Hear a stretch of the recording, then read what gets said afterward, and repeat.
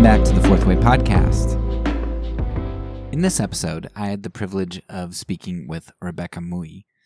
Now, Rebekah, I believe, if I'm not mistaken, was one of the first interviews that I actually did. She was with a group of women who were interviewed, and she's actually been on at least one or two other times since then.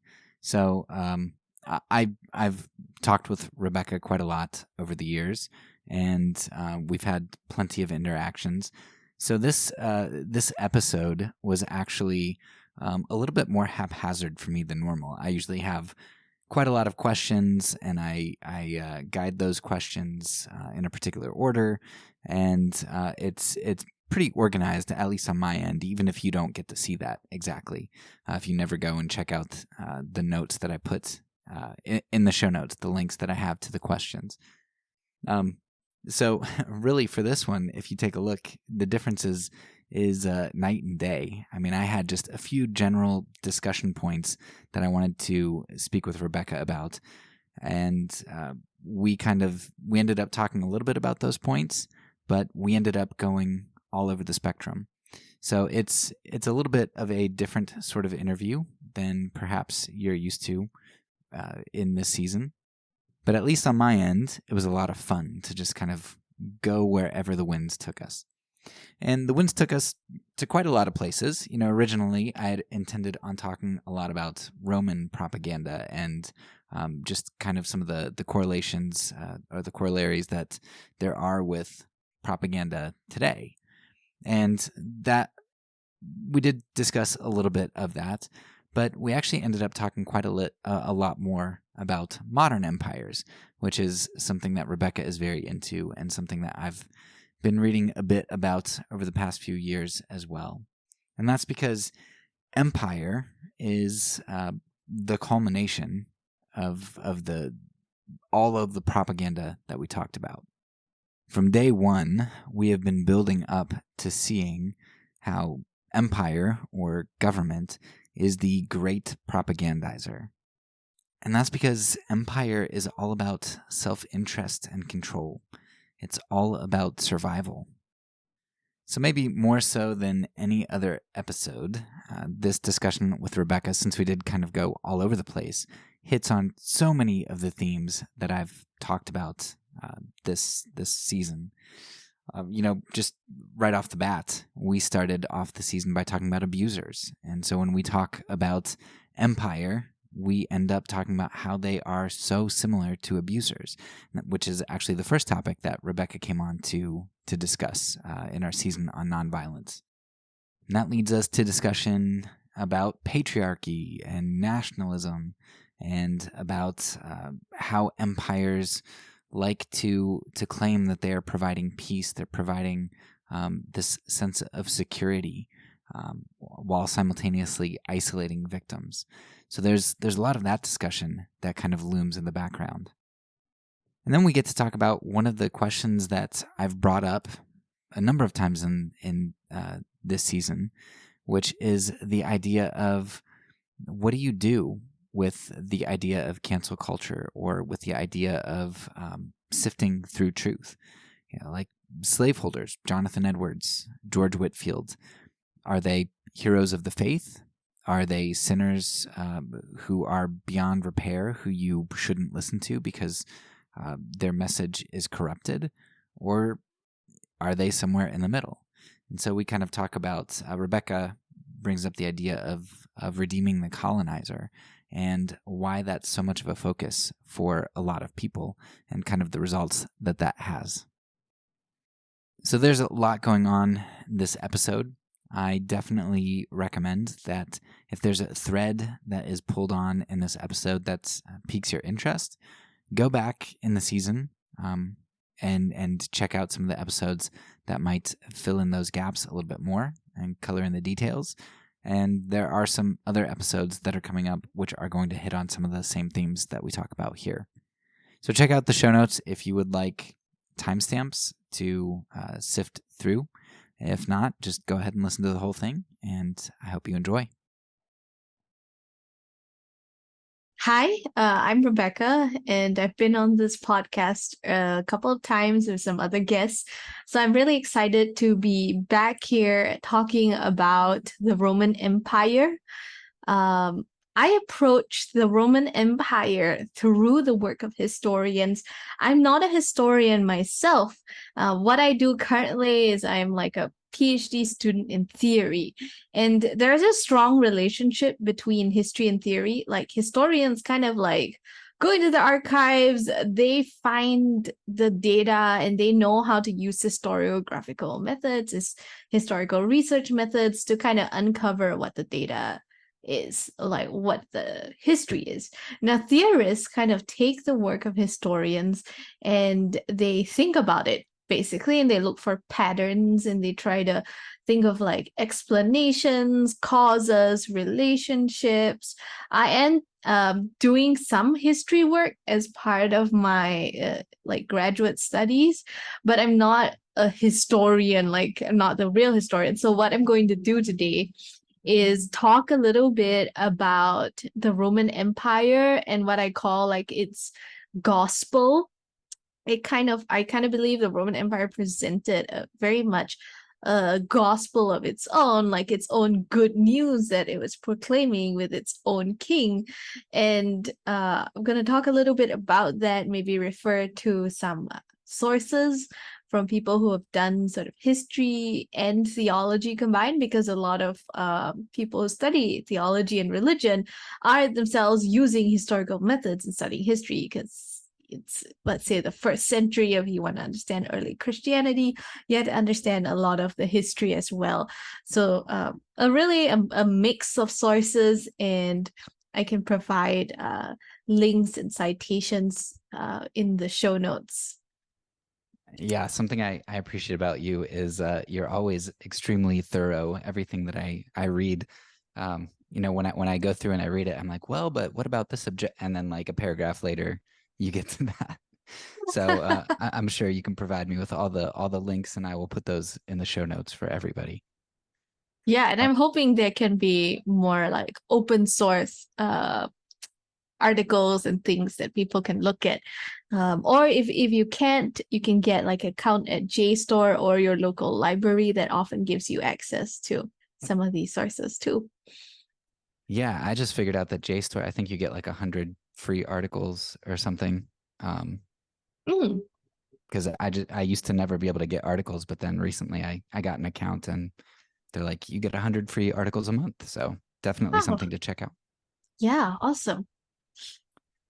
So yeah, I want to talk a little bit, like you said, about the Pax Romana and the Roman Empire, in part because doing a season on propaganda and being a Christian, um, it centers a lot around Jesus, and he lived at the time of the Roman Empire, and you just have this culmination of good versus evil that you see. But in our modern historical context, at least in Western Christianity, we kind of seem to divorce empire from what's going on with Jesus.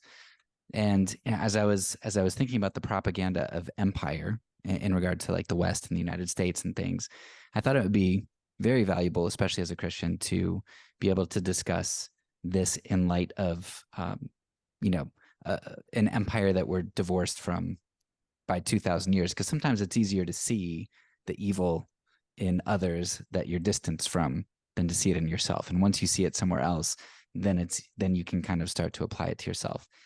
But as I was reading a lot of resources, there's not really anybody that I found, at least in in mainstream literature, in non-technical literature, that really talks about propaganda of empire. And so you were the best person that I knew who might be able to wrestle with this kind of stuff, because you deal a lot with empires, both in modernity and antiquity.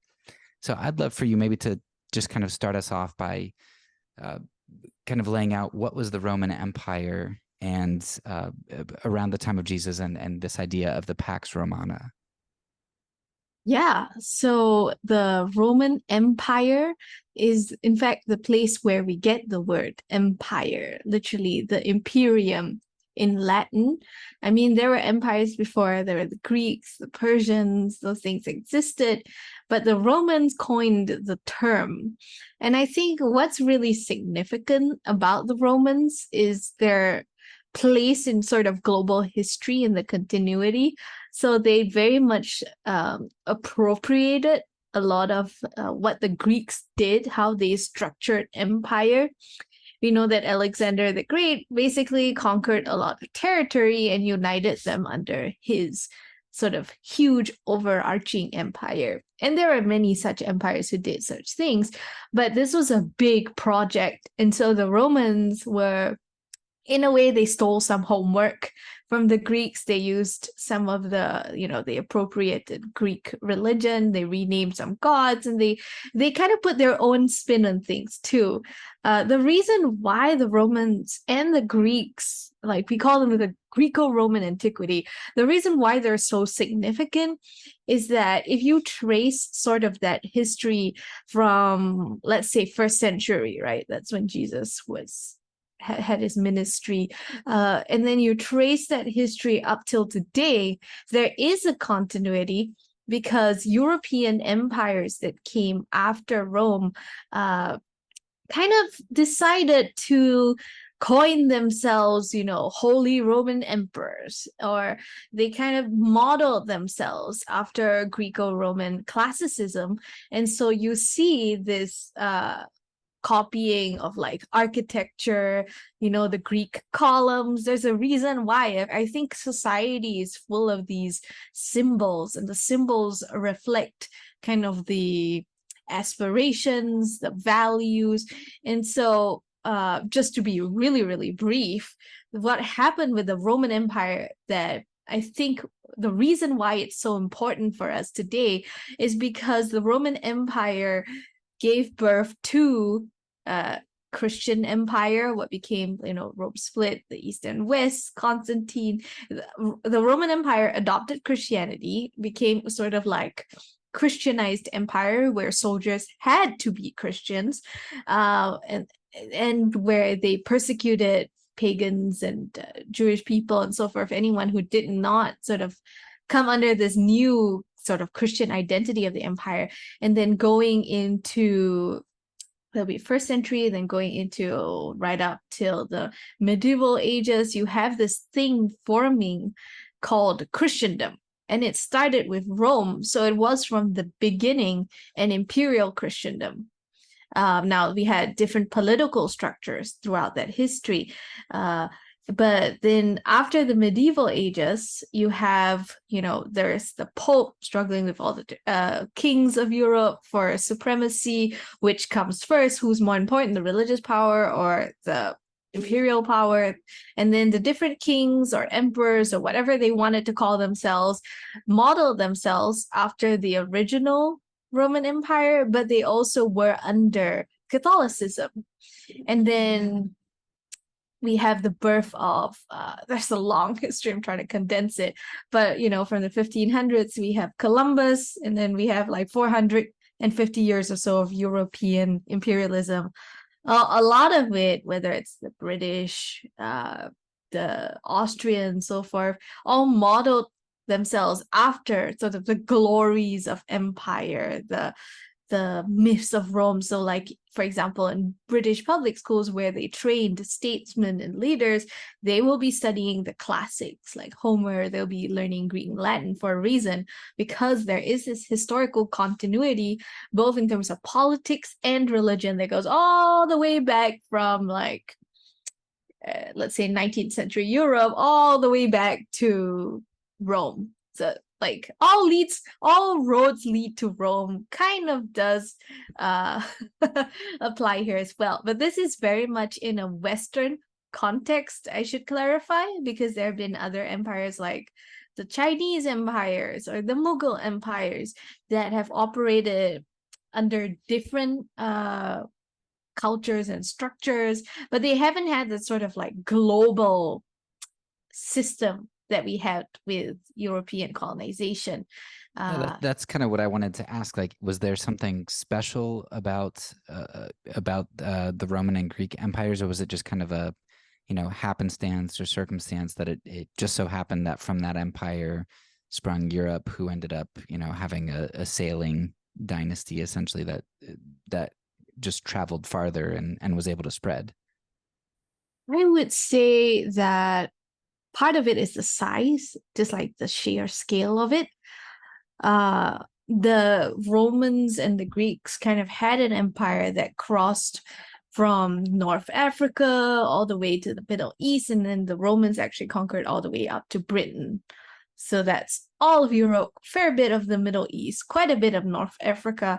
And so, I mean, during that time, sort of the center of the world, so to speak, was the Mediterranean.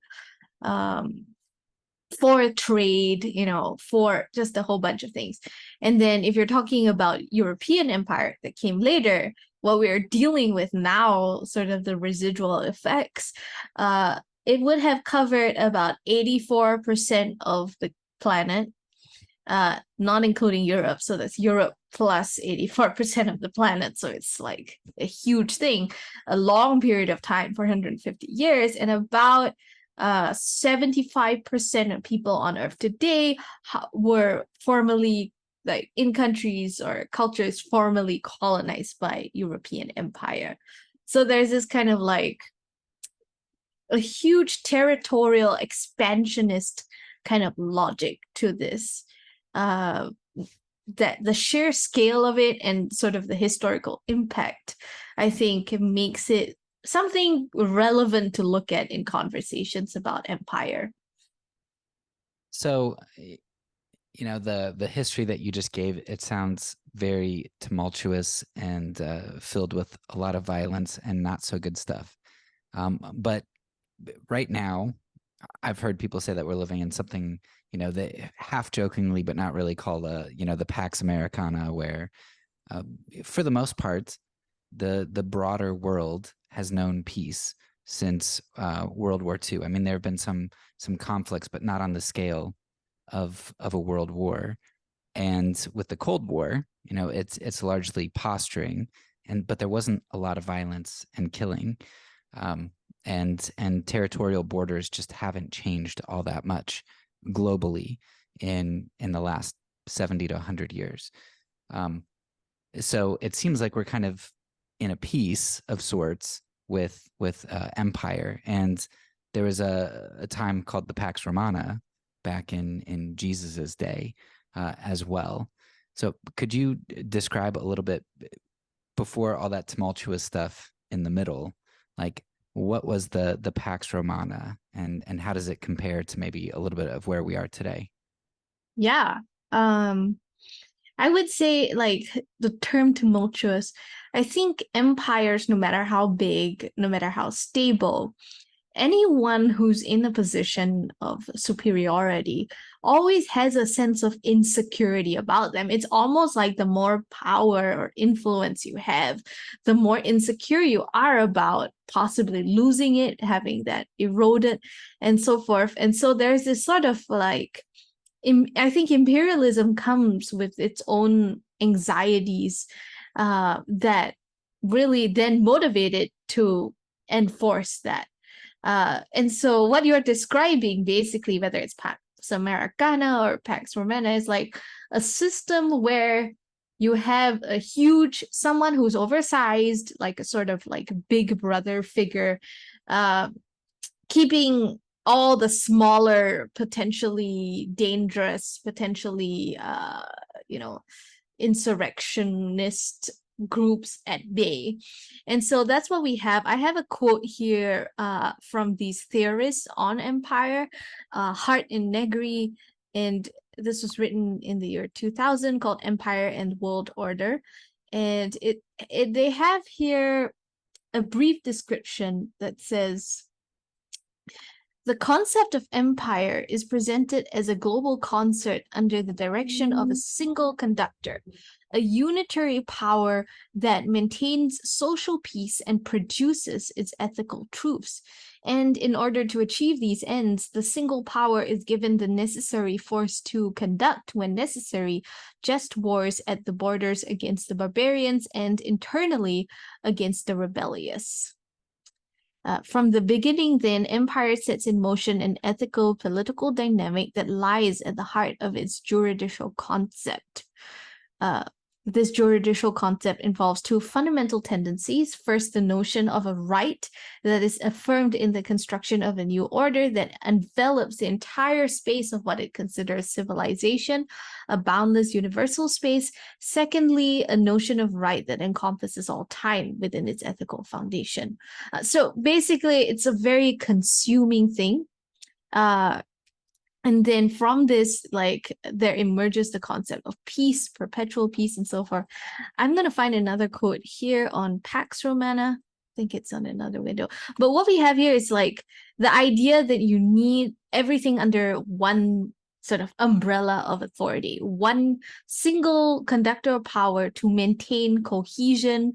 Part of the doctrine of Pax Romana was that it's good for you because it's for your prosperity, it's for your peace.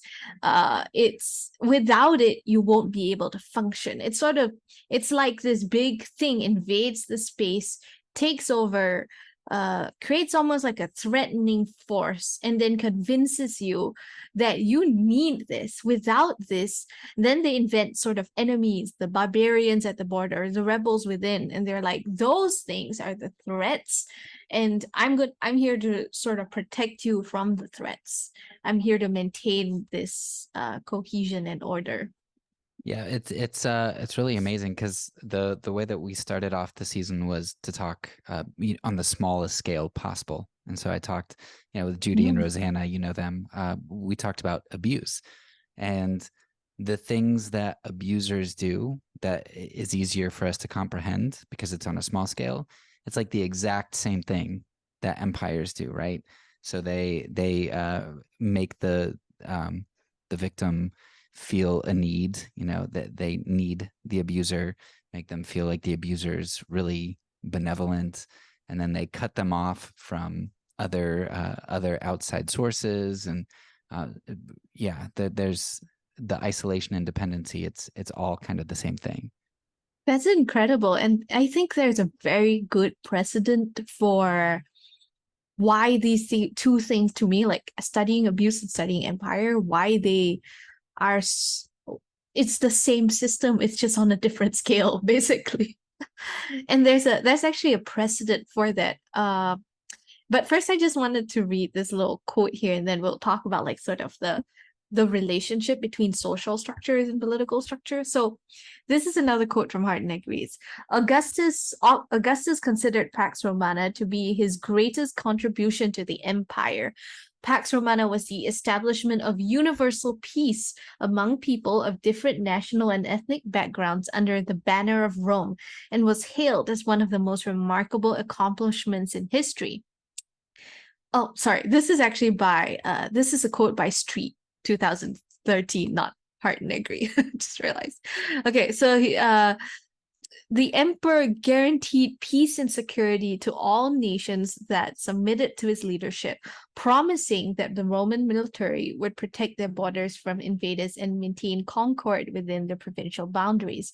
Those rejecting his unity plan were conquered militarily and subjected to Roman rule. The Pax Romana was the political goal of Roman domination. It was the good news that Rome offered to the world. The emperor utilized several powerful means besides the military to bring people in line with his will and preserve the peace, including the use of political collaborators, economic policies, Roman banquets, patronage networks, the rule of law, Romanization of the masses, and civil religion. And so in the Virgil, which is a classic piece of Roman literature, the Virgil writes in poetic form of Rome's heavenly entitlement to rule the world and to conquer and crush all resistance. There's a kind of, I'm curious what you think about this, because there's a kind of like parallel in terms of this is a very gospel sounding thing, its own gospel of peace with its own king and its own kingdom. Yeah, there's if you read books on empire, and I've read one on like Empire and Mark and Empire and John, and those books do really good at at drawing out some of these terms. But honestly, I mean, I know he's controversial, but Shane Claiborne, and he's a little bit intense. But his Jesus for President actually has a really good section that that kind of lists quite a lot of the like the Roman inauguration ceremony and all of those other things and all of the terms that are used, like Son of God was used of Caesar, and the robe imagery with Jesus and the crown imagery with Jesus, and just so many of the phrases that they said. And even you referenced street. One of the books that I read was Caesar and the Sacrament, and in that he talks about augury and how augury was really big. In fact, we get our word inauguration from it. And so what they would do is, like, Romans, they've got this symbol of the eagle. And so they said, okay, well, nobody's truly an emperor or a leader or whatever their position was until an eagle comes and like rests on their house. Like they needed the sign of the eagle or of a bird. And so Street kind of talks about how baptism and the dove descending on Jesus was actually imperial imagery of this augury. And instead of an eagle, the spirit coming down as an eagle, he comes down as a dove, and the imagery that the dove has. So the Bible is just filled with imagery of empire, counter empire, all the time, and it's just, yeah, it's filled with it. I like, so like in kingdom theology, there's like, oh yeah, there's the kingdom of Satan, there's the kingdom of Christ. But I kind of find the more you dig into it, like what you're describing, there is sort of this back and forth kind of like appropriative or imitative relationship between sort of the ultimate sort of evil, which is empire, and then we have the ultimate sort of truth and good, which is the kingdom of God. Like both claim peace.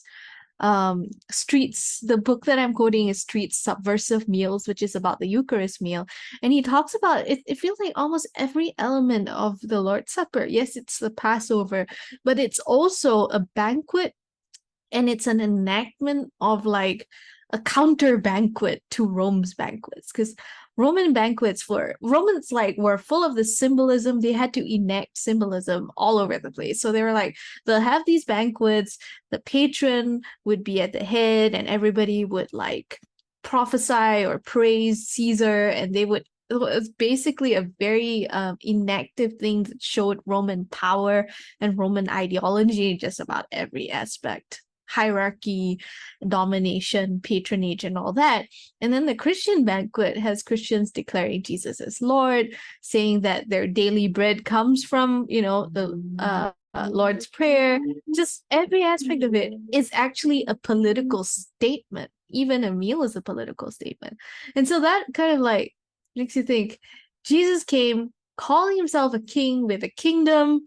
I mean, an emperor with an empire, a very different one, but still there's sort of this like back and forth appropriation of both concepts and words and ritual and symbols that's so fascinating.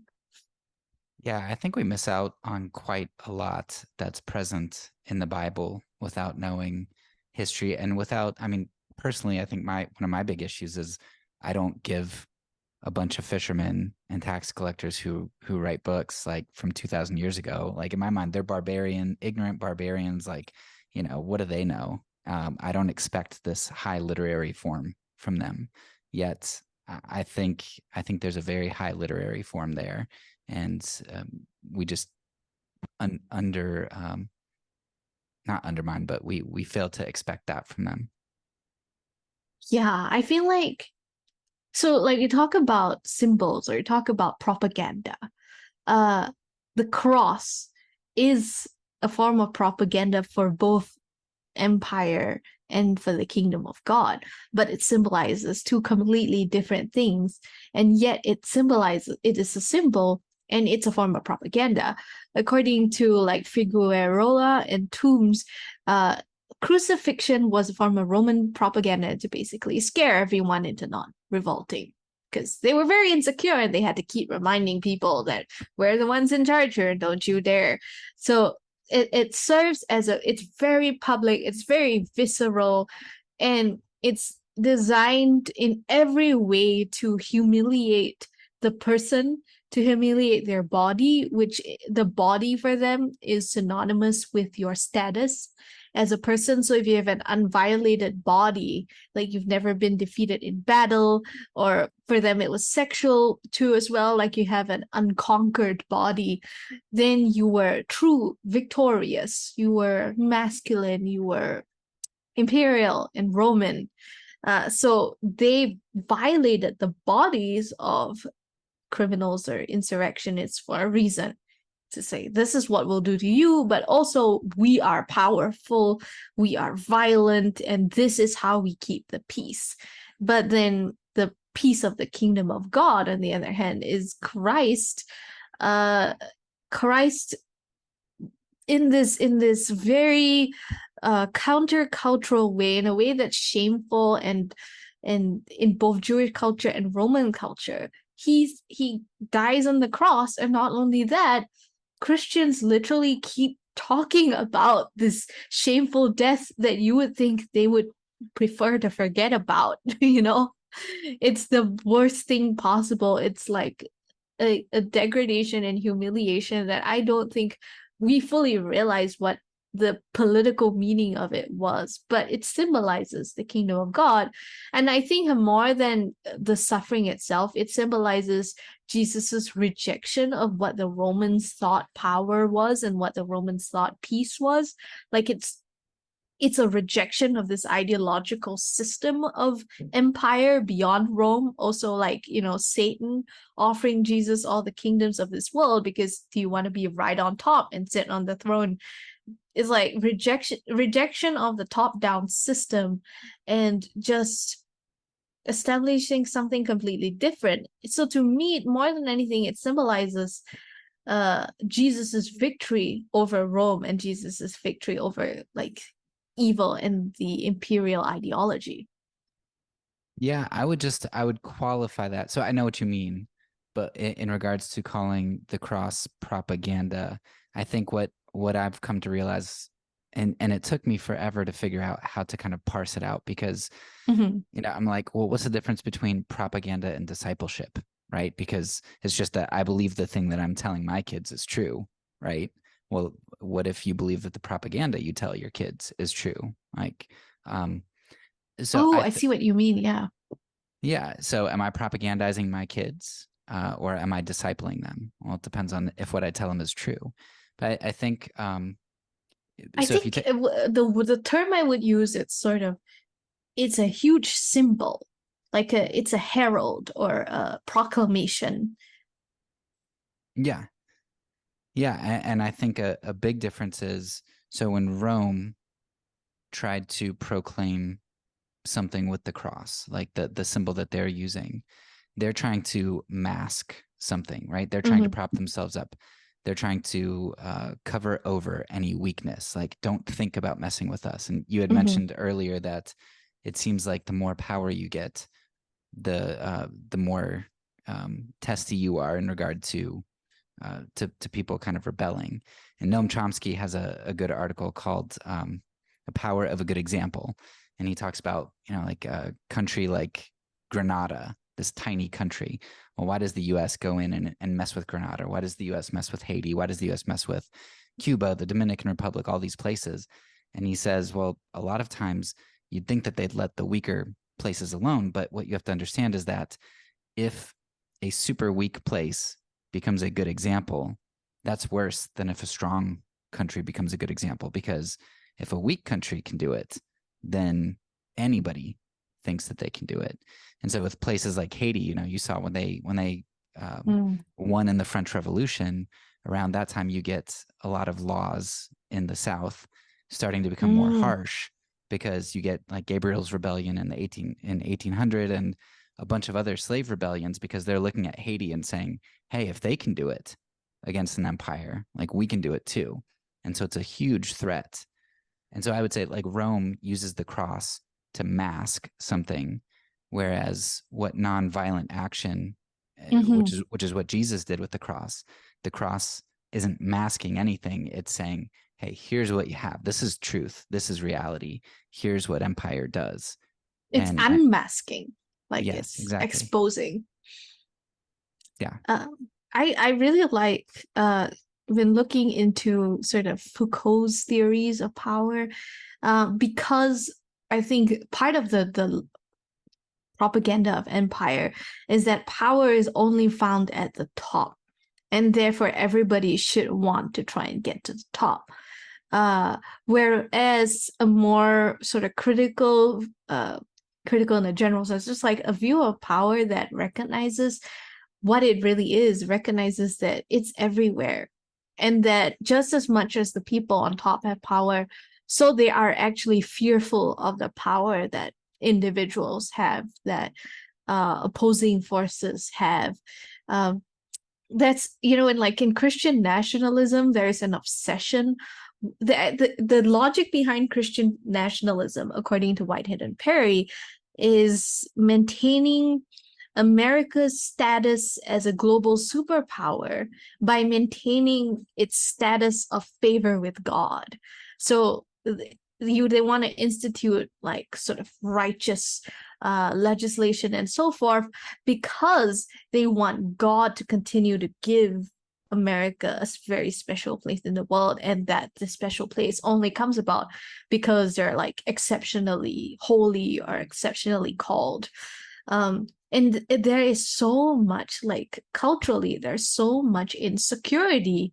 The people with the most power are the ones who are most insecure about losing the power and concerned that everybody else is out to get them. Yeah. So going back to abusers, right? When Mhm. is the most dangerous time for people to leave abusers? Or when's the most dangerous time is when they try to leave an abuser, right?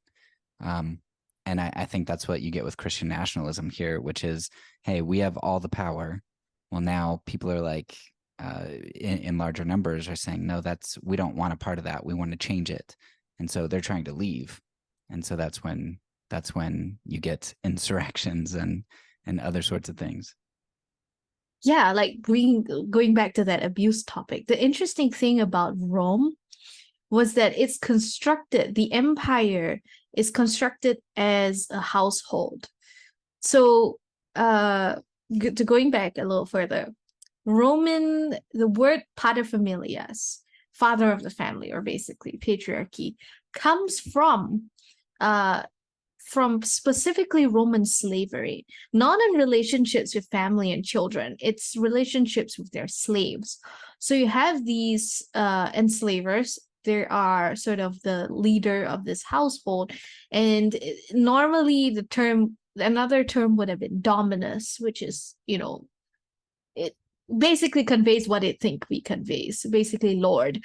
And so they're like, we want to make it sound nicer. So we're going to come up with this concept of a fatherly relationship between slave owners and their slaves.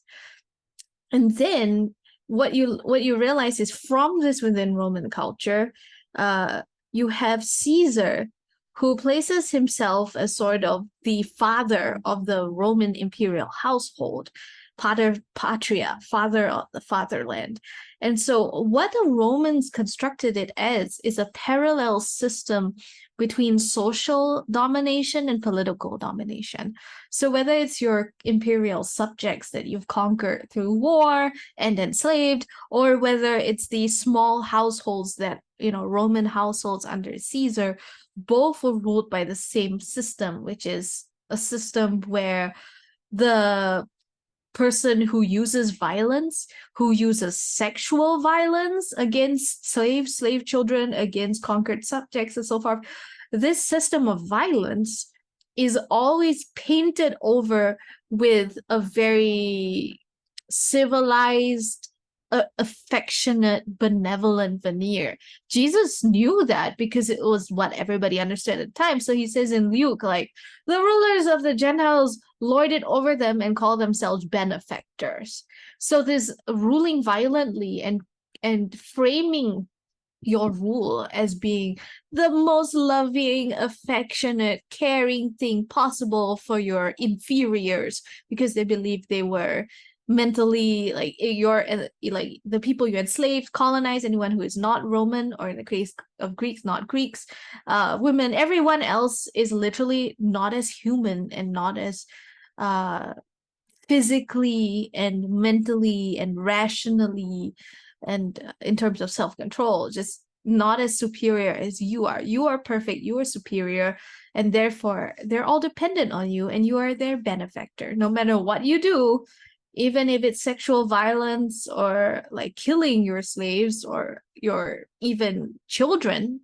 uh they always framed it in the most beautiful, benevolent, happy, harmonious, peaceful terms possible.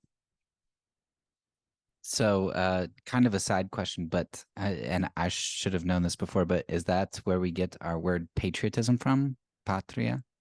Yeah, yeah. Okay. It's like sort of the root word is father, but then like fatherhood as a concept in the Roman language was not like their construct of it is not what we constructed as, and therefore it includes slavery. uh we actually, so if you look at the like sort of the gospel of empire, I call it an ungospel of benevolence. You can see this pattern throughout history, starting with Constantine, like in theology and Christian history. For example, Augustine in chapter 16 of City of God literally takes the Roman paterfamilias system, and he creates a theology around it. He says, you know, you are there to benefit all in your household and your slaves. You carry a greater spiritual burden for them. And when you discipline your slaves by word or blow, it's for their eternal happiness. So he combined sort of Christianity with slavery and the household rule and sort of the benevolent, affectionate. And we see that we literally have people within like antebellum slavery. They genuinely believed that it was a mutual relationship of, quote, wise subordination on one hand and kindly affection on the other. That is how colonizers described their relationship with people they literally invaded and, you know, colonized. That is how Christian nationalists and also slavery apologists like Doug Wilson literally frame it. They say slavery was a benevolent patriarchal institution, and they use the word patriarchy because they've read the history. They take on that ideology and they say slavery and patriarchy are the same thing because they're the same system, and that's true in Roman history, and for much of European Western history it kind of was. I guess is one of the things that you can appreciate about those types of individuals is that they're at least more consistent with their beliefs. You know, I think one of the things that's, especially going through this season, just looking at the shaping of our views, I'm becoming more frustrated with how people are, we're so, myself included on various issues, but we're so blind, willfully ignorant as well as ignorant to the implications of what we truly believe. And we take the parts that give us power and we deny the parts that that create injustice, which, I mean, I think you see that a lot in the United States, where we want to accept certain parts of history and deny others. So yeah, I really appreciate your insight into the way that language was used and how it was formed. That it's interesting. I never heard that you know, slavery was tied in with the patriarchal system or that word. Yeah, for the Romans it very much was, because the Romans considered themselves like Roman males were the manly men, slaves, females, colonized subjects were all considered feminized and female in different ways. So gender was not so much about relation, like it's not about biology at all in the ancient world. It was actually about relationships of power and constructs around that. Yeah, I'd read I can't remember the name of the book, but it was about soldiers and moral injury, and it went back to like the Greek days and stuff, and it talked about how if somebody was pierced, right, Mhm. that was like that was not good, kind of like the homosexuality in ancient times. It was okay to be on the giving end, but not the receiving end, because the penetration was considered like feminine. So when it says that Jesus was pierced, that's really weak and terrible. Yeah, so the debates around sort of like what's happening with the debates around Jesus's so-called masculinity is whether it's actually a debate, and this is from an article that I found. Like literally, it's a debate about whether Jesus would take up the sword or not.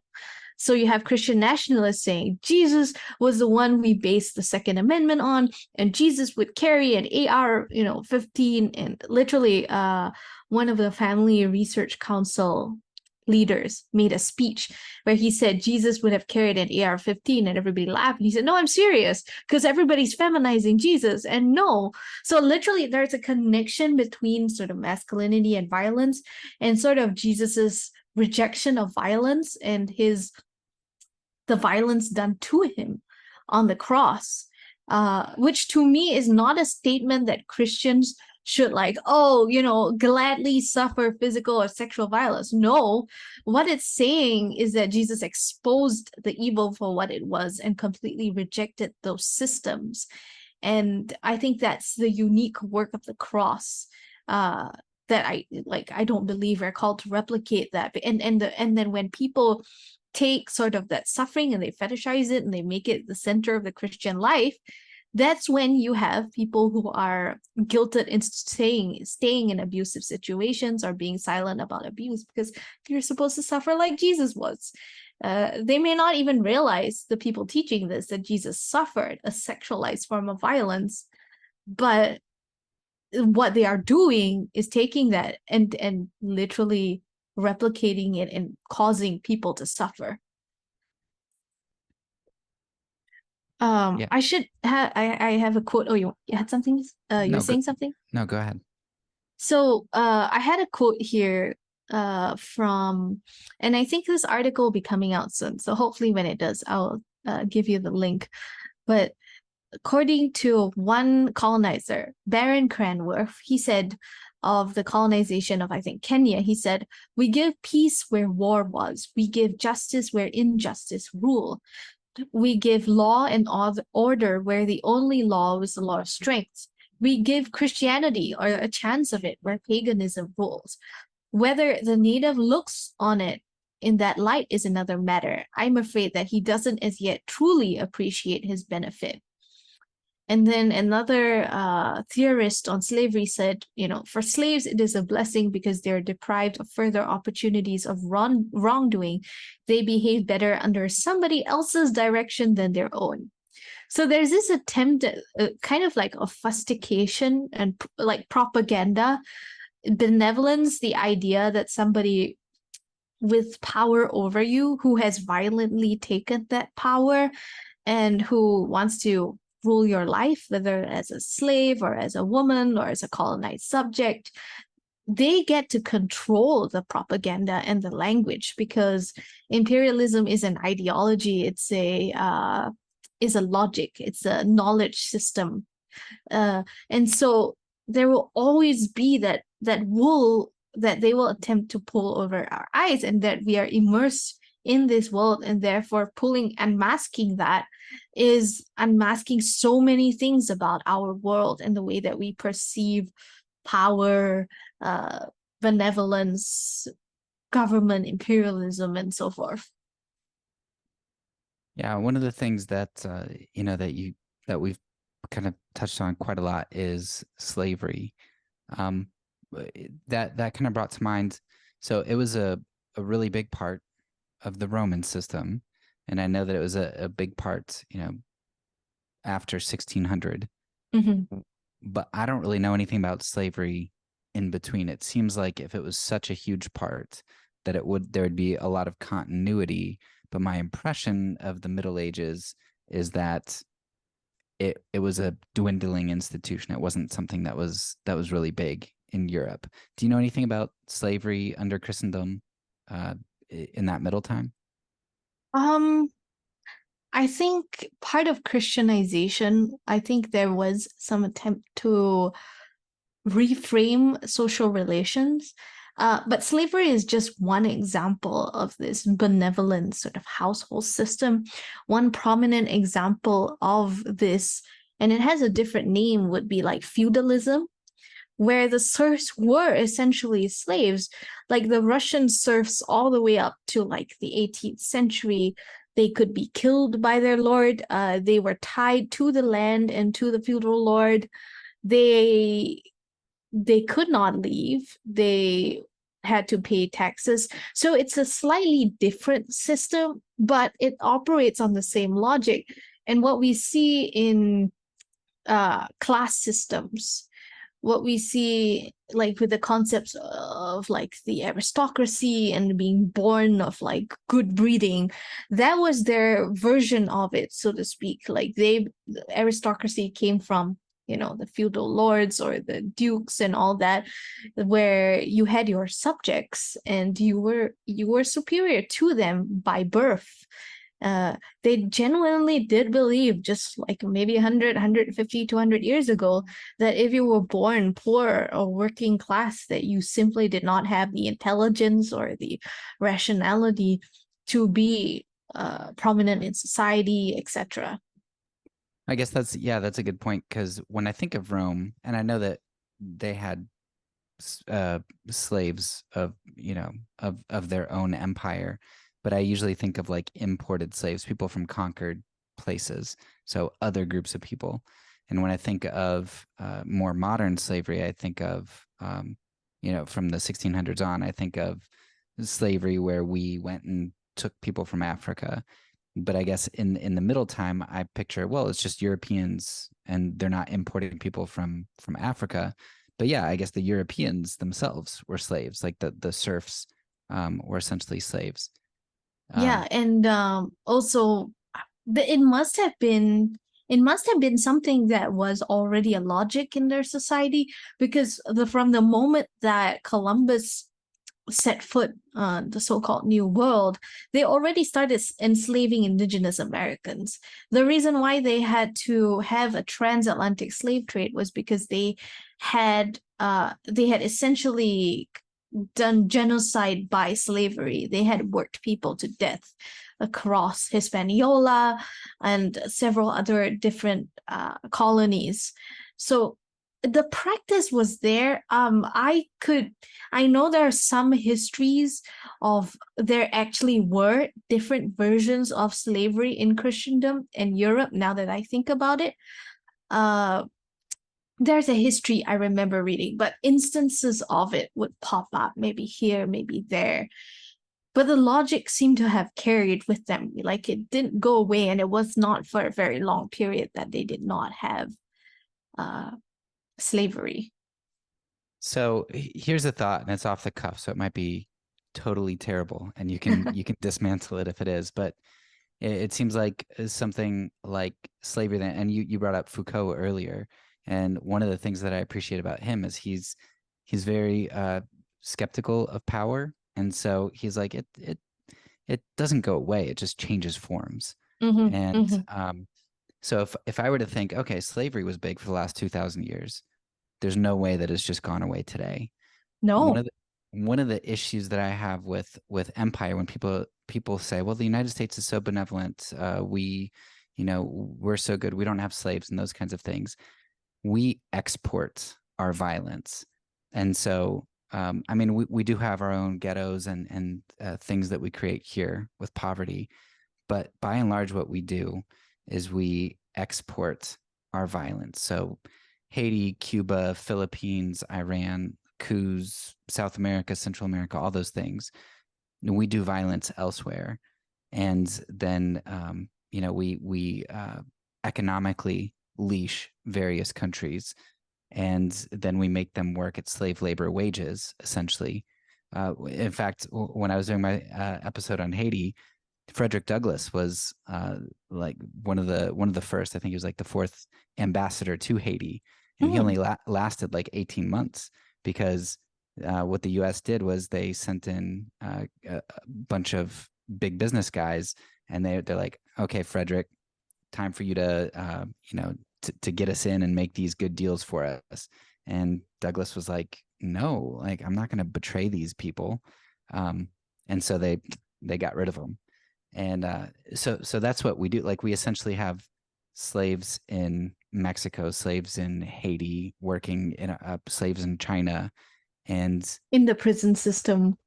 yeah, but we don't see the violence because it's not in the United States, and we say, well, that's so terrible what China does, but they're making stuff for us, and it's so terrible how poor Haiti is. Yeah, well, that's because of the things that we've done to them the last 200 years, and it's easy to dismiss this our slaves because we don't have our slaves on southern plantations. We outsource that slavery.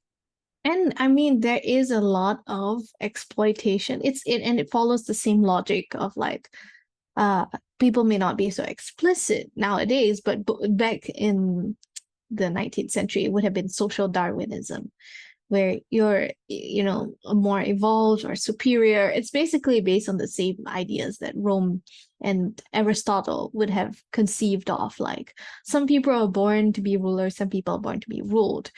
Now, nowadays, sort of that biological aspect is something that people have kind of removed because they understand that to be racism or unacceptable today. But then they will talk about characteristics or intelligence. There are many subtle ways that you take away one thing, but it continues in many ways. I mean, in the US, there's a lot of exploitation that goes on too. For example, like there have been studies about how when slavery was so-called abolished, how the prison system continued to enslave and exploit largely, especially in certain states, Black labor. And people could be arrested and imprisoned and basically enslaved on almost like basically no charge sometimes. There was a good exhibit on that at the Smithsonian on African American history. And so a lot of that still persists. I think it's and you tied it to colonization. Colonization is very much neo-colonialism. It's very much certain countries having a chokehold on other countries, forcing them to export resources at like very low prices and then forcing them to buy your products. There are so many ways in which this happens. And so from a Foucauldian perspective, there's a certain logic to domination, but it's also a heterarchy, meaning there are many different archies that operate in many different levels and in many different ways. In the US, for example, prostitution, like human trafficking, continued even after the abolition of the slave trade. So there were people who were enslaved as prostitutes in the lumber camps in Wisconsin in the 1800s, or in San Francisco, the Asian women who were imprisoned and enslaved in brothels. And there were many different ways in which this surfaced in society. So yeah, you're absolutely right. It seems to never really go away, and you have to keep. You can't just pull the wool over our eyes and say, look, that thing is gone, and therefore Western Empire is a good thing, because I literally have people come on my Twitter page all the time to tell me that colonization was amazing for the world, and that and then I would be like, well, here's a chart on exactly what the argument that you're using, which is that and you talk about this a lot, like, do the ends justify the means? What is that called? The kind of like philosophical, ethical argument? Consequentialism or utilitarianism. Yeah. I think that comes into it as well. Like, does this end result, what we have today in the world, even development, democracy, all these things, does it justify the genocide, the erasure of these peoples. We never talk about that. It's always trying to humanize the colonized and say, well, they were doing the best they could in their time, or they were following, ethics, and you can't judge them by today's standards, or they did so much good for the world and you can't talk about all the bad. But there's literally a trail of essentially slavery and genocide. Yeah, one of the things that I didn't realize that it was a good strategy necessarily, but I'm realizing that it is now, is that I've always liked to read broadly, and I've always liked to play the devil's advocate, so I like to read from opposing viewpoints. And that's something that on the issue of racism and slavery, I've found to be absolutely invaluable to understanding. Because, yeah, 10 years ago, I probably would have said some similar things like, it's just so hard to reconcile, like, Jonathan Edwards or George Whitefield and Thomas Jefferson. Like, they did such good things. Okay, they made a mistake, with slavery, but they were blind to it. They were men of their times. And so I had some sense of empathy of like, I just don't think I can dismiss these guys. Yet when I started reading broadly from like the Black perspective, which is harder to do, the further back you go, it's harder to do. But you have quite a number of slave narratives that exist. Like there's William Brown wrote he wrote like the first African American novel, I think right around 12 Years a Slave came out around the same time. But then you have like I think it's David Walker's Appeal to the Colored Citizens of the World, just like all these people. And what's amazing to me is that they have these slave narratives, but they're also Christians. Like these are Christian people speaking, and they're able to critique their system and say, how could the slavers not hear the screams of women being separated from their children and not understand the humanity? And when you hear from the Black perspective, that no, these people, they knew what they were doing. Like they absolutely 100% knew what they were doing. And you have these Christian Black men laying that bare. That helped to kind of slap me in the face. Because I think in trying to redeem the colonizer, there's an element of still, because they instituted a system where they were human and everyone else was not human. This is a Roman thing too. And then by sort of the established narrative, the lives that were lost don't count because they are invisible. We don't know their stories. We just hear what we are told, like what they want us to hear. And so there is so much when it comes to, say, Indigenous American history and so forth. There are so many things that are simply lost in the shadows of history and that we will never know because they were erased. And there's a reason why, like Jennifer Morgan is a historian who wrote Reckoning with Slavery, and it's a book about women in the Atlantic slave trade. And she says, the silences in the archive, in the record, tell us as much as what the record says. So like there were a lot of omissions, especially of women, don't even know like the number, the experiences, what happened, and so forth, the sexual assaults that happened on the ships. All of that is silenced in the archive for a reason, because then you can look away and then you only see from history the perspective of the people writing the story and their humanity and their religion and culture. And yeah, I think there is a thing that we have to reckon with, which is what we even consider human and what we don't, the many things that we don't think about because they're lost to history. There is so like I talk about this thing a lot on my Twitter account, which is called, I call it the Roman order. And I think it's really important to understand the Roman order because it characterizes abuse and so much of colonialism and empire today even. And Roman order being sort of this political, social, enslaving, colonizing, and also gendering, like it has to do with women too.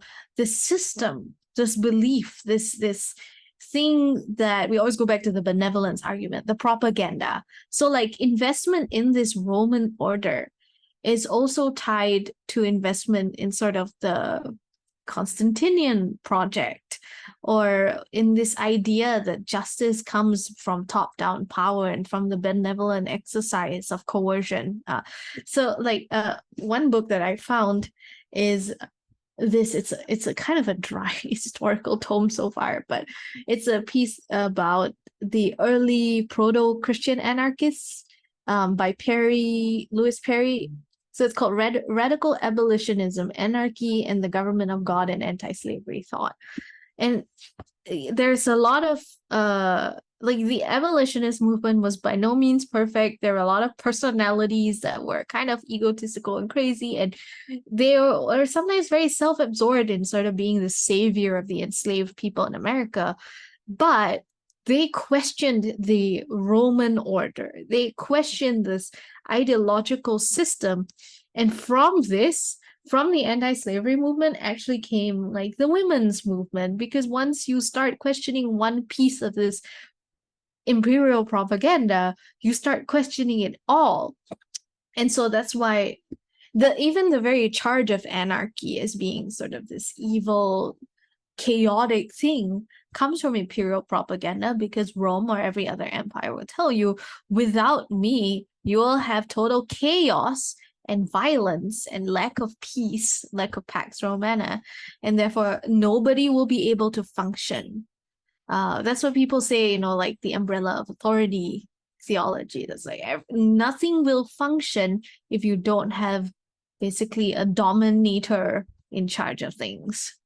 That's really interesting because I'm part of this one Reformed group on Facebook, and there are definitely some pro Doug Wilson people there and some very anti Doug Wilson people there. So you see some clashes, and I don't know, just from what you referenced about him, I'm assuming he takes a certain position, but I don't personally really know very much about him.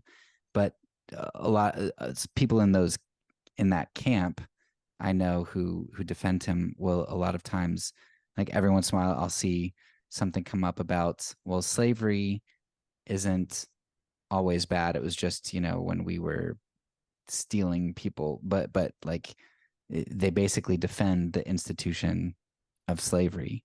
And yeah, and for that reason, because they don't like this liberal slant of losing power.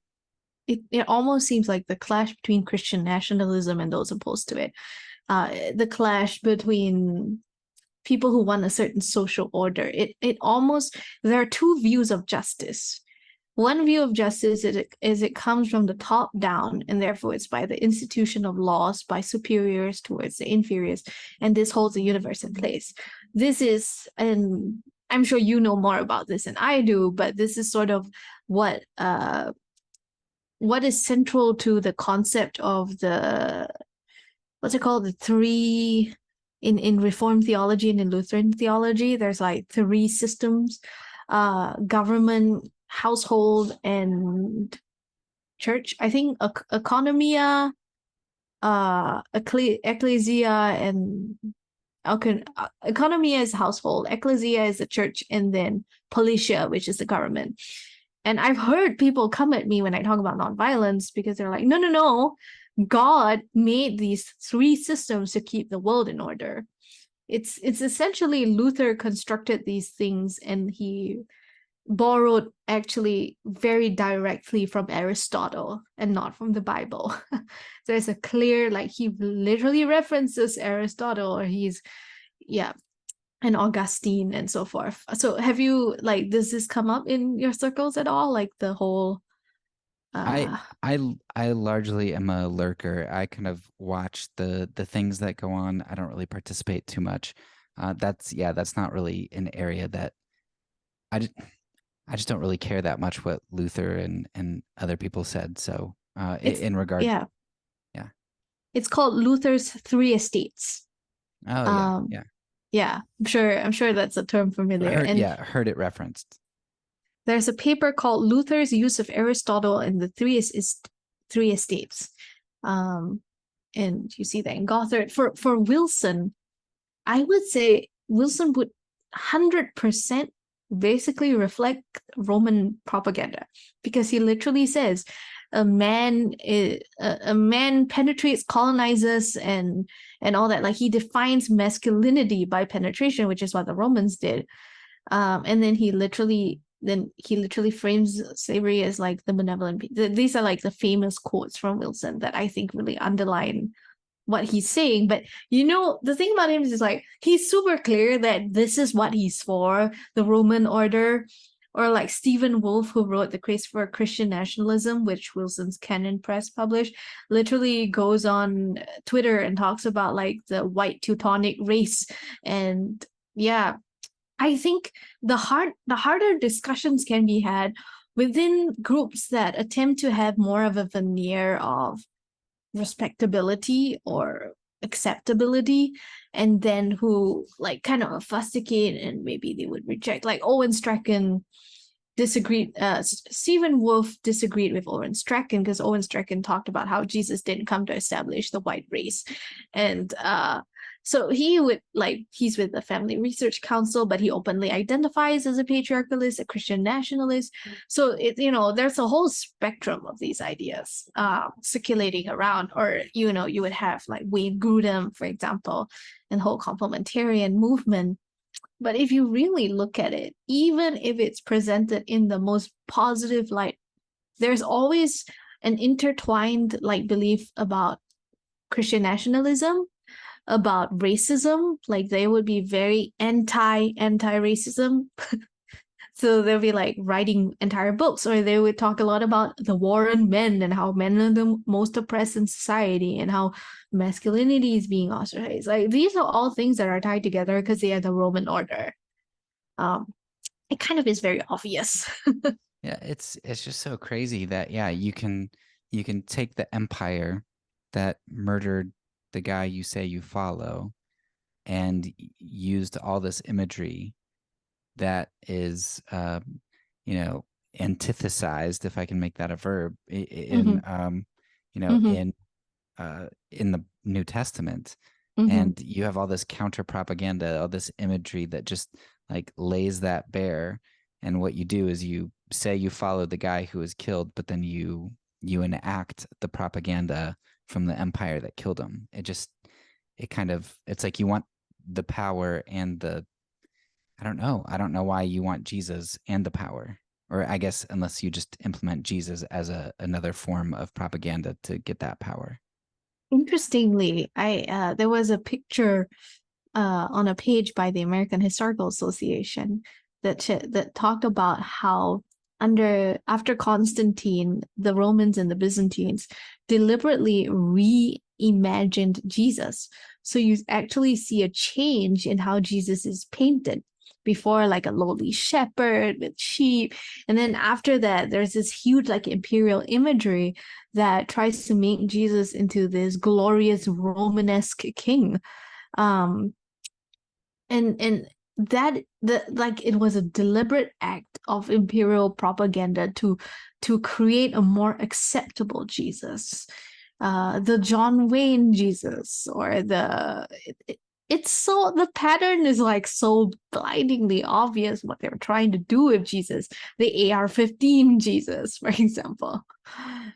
Jesus is not Barbie in the sense that you can just put a costume on and then just be anything. Astronaut, imperial ruler, Well, and I think that just goes back to talking about the importance of understanding the Bible as a document that has a higher literary form than we come to it expecting, and that we come to it willing to dig into and research. Like, we just want a face value reading of the text. And I think that's one of, Beth Allison Barr and some other people talk about some of the downsides of inerrancy, using it as a shibboleth and, being able to kind of keep people out based on your interpretation that you say is really God's interpretation. But if you come to the Bible expecting to be skeptical of academics who really delve into the Bible and like really take the Bible seriously, then just a pure face value reading without doing a whole lot of homework is going to cause you to miss all of these symbols. And so you talk about the John Wayne Jesus. I mean, it's easy to understand when you have a revelation Jesus and you have all the other forms of Jesus in the Gospels, because you can kind of pick which Jesus you want if you can take a face value reading of something like Revelation. Yeah, I mean the book of Revelations, I think it depends on where you're coming from reading this. If you are a persecuted church and very differently, I would say, from the modern church that sort of almost valorizes a culture of martyrdom. If we take Revelations as saying that martyrdom is not some perfect ideal that we should aspire to, but rather it's something that evil does to us and that God is actually angry about, I think that's a very good thing that we can take away from the book of Revelations.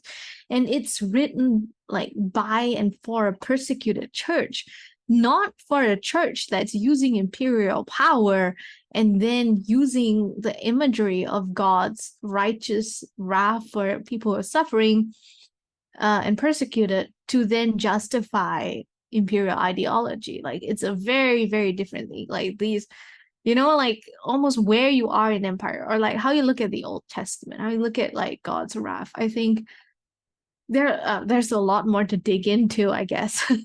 But definitely, I think where we stand, and you talk about where we stand makes a difference, and you talk about coming to the Bible at face value. The thing is, we're all wearing the glasses of imperial society. We grow up in a world with different views about ideologies of supremacy and all that. It's in the world that we live in.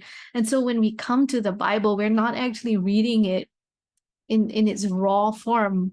We have glasses on, we're just not aware of those glasses. And we also have how many centuries, hundreds and hundreds of years, say from the 4th century until the 21st century, of Christians who have been interpreting the Bible in support of empire, like Augustine. And we have a Christianity that has deliberately downplayed like the political implications of even the crucifixion and turned it into some other like aesthetic suffering, or turned like completely obscured what it was. And so I don't know that we so much need to be experts in first century history. It's so helpful, and it doesn't take a lot to start learning about it because there are certain patterns. But it's more like getting rid of all this junk that's accumulated on. I'm picturing like people cutting off like layers of calluses on their feet, like dead skin. There's like all this junk that has been accumulated in the Christian culture, in our world culture that we live in, shaped by colonialism, and then in theology that takes away from the raw message of scripture. And like a Christian, we talk about like nonviolence or Christian anarchism, right? I think a Christian in a persecuted country is not going to have the same delusions that many of us might have about trying to obtain political power, or trying to like equate this, government with the rule of God, the kingdom of God. Like they're not under these delusions. They automatically have a kingdom theology a lot of the time because they are in this very similar position to early Christians. Yeah, that's a good summary point for why I wanted to do this season on propaganda, because I started this as a podcast for nonviolence and issues related to that, and kind of what I discovered was, and that all started in 2016 with the infamous election, and I was just like, I can't understand what is going on with my community's ethic, and how can we be willing to do evil, and that just leads you down a very steep slope. to understanding that there's a lot that you do to justify various positions that just aren't biblical. And so that kind of culminates here in, okay, how did I ever get there? How did we as a community get there? And that's through propaganda. So maybe you could talk, just kind of close things out and talk about, you gave a good illustration about cutting off calluses. How do people begin to start unpropagandizing themselves if they are caught up in empire and partakers in the fruits of empire, most of us?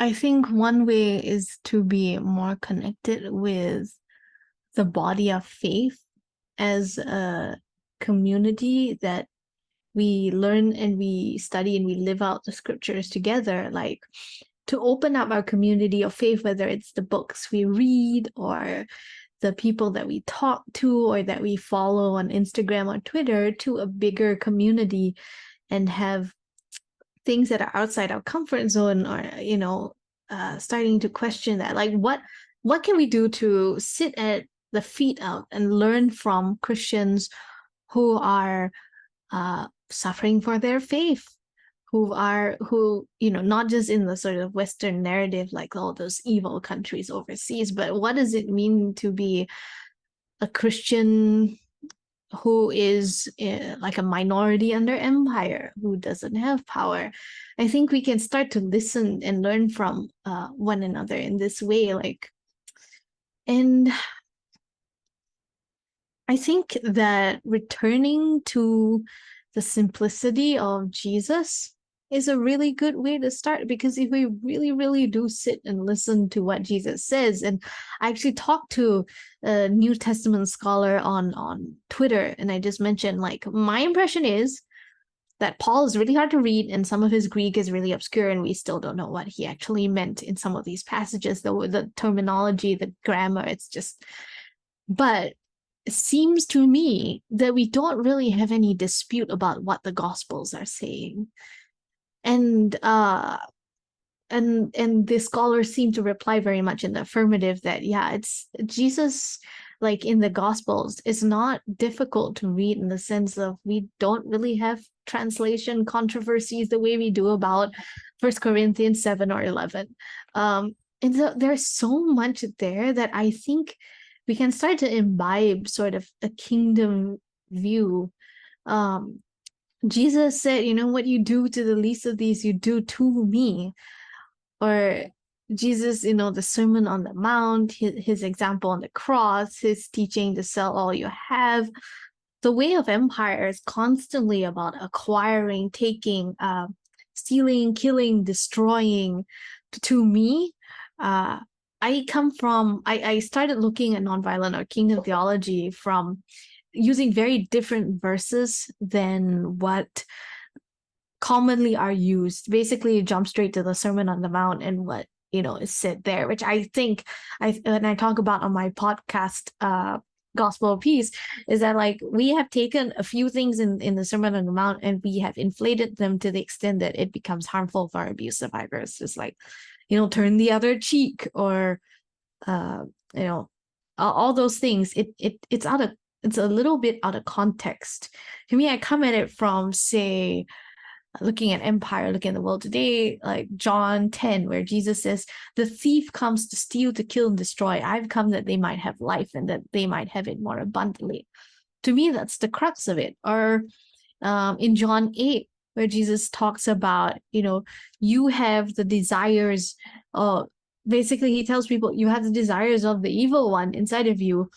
And the very concept of desire, like, to me, across scripture, sinful desire, our very concept of salvation, is actually very much linked to harm, to like the lust of the flesh, the lust of the eyes, the pride of life, lack of love for your neighbor. I think these things are all there for us to kind of rediscover what a gospel of peace means, like starting very simply with just our relationships with one another. Or Jesus said, the rulers of the Gentiles lord it over them, but it shall not be so among you. The greatest shall be the least. The greatest shall be the servant, the last shall be the first. It's all there, and it's very exciting. And if we start with just like, what is a relationship? That's a relationship of love. That's a relationship of the kingdom. I think that's just like so exciting, and that's probably one of the best places to start.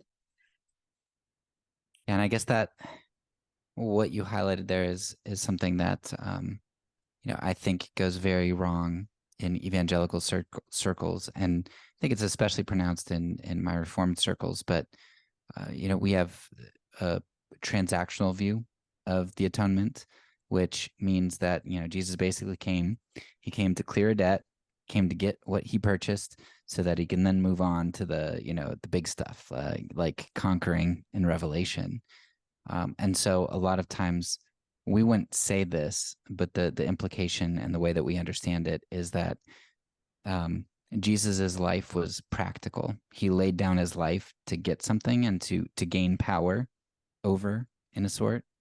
And we don't view it as an example to follow. And so Jesus isn't a discipler; he's a propagandist. He came to manipulate and not to exemplify. So what you just said there, I think, is perfect. Oh wow! This is another example of just obscuring, because I mean, Jesus literally said, "Teach them all that I've commanded you," or like, follow me. Well, yeah, and that's so we would never say that Jesus didn't mean that, but we don't really take the things that he said seriously. I don't think. So it's a matter of actually then going back to like, well, the word of God's really important. You can sort of use sort of the conversations around the importance or infallibility of scripture to be like, Jesus is really important. He's the author and finisher of our faith. And my project for my thesis has currently become like discovering, what does sin mean and what does salvation mean in the context of empire? And that's just such an exciting discovery. So if you guys have any thoughts on that, I would love to know, like, what pieces of scripture, what ways of interpreting, listening to, reading, or carrying out, this kingdom of God life really, what is that? Yeah, I'd love to hear from people. Yeah. If I hear anything from anyone, I'll let you know. I will just say one thing that I found interesting. I haven't thought too much about it, but it seems like there's probably something there. Is and this might just be because I was stupid all these years and didn't realize something obvious. But with Passover, I had always thought, well, because Jesus' death on the cross, atonement, right? I had just thought it was a celebration of atonement. But Passover obviously is not the celebration of atonement. It's a celebration of liberation from empire. Dangerous word there, liberation. Yeah. So, I mean, like, what implications does that have, that the time Jesus chose to die wasn't the Day of Atonement, like it was Passover, liberation from empire.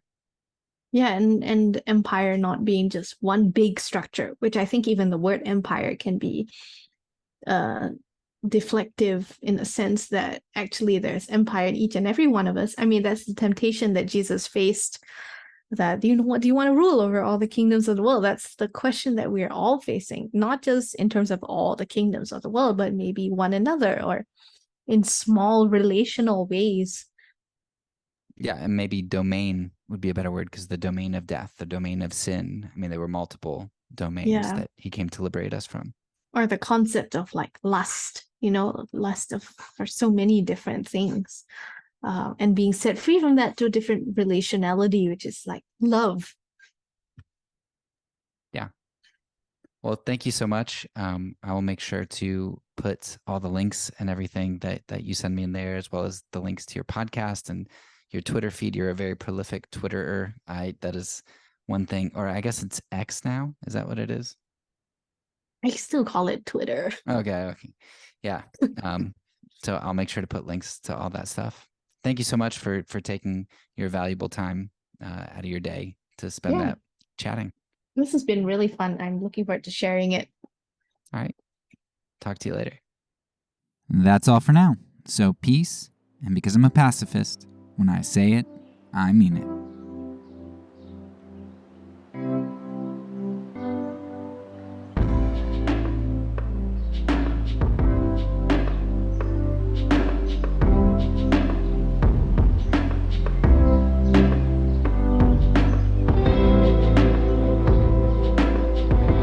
This podcast is a part of the Kingdom Outpost Network. Please check out the links below to find other great podcasts and content related to nonviolence and kingdom living.